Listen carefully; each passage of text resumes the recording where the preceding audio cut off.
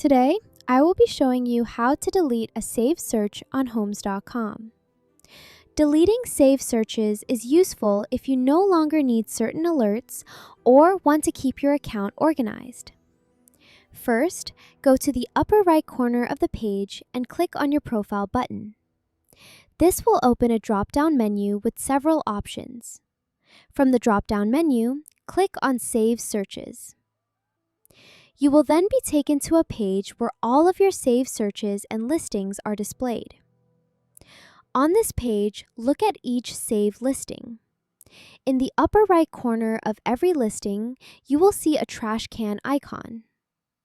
Click on the trash icon, then confirm by clicking Delete. Once confirmed, the saved search will be removed from your account. And that is how you delete a saved search on Homes.com.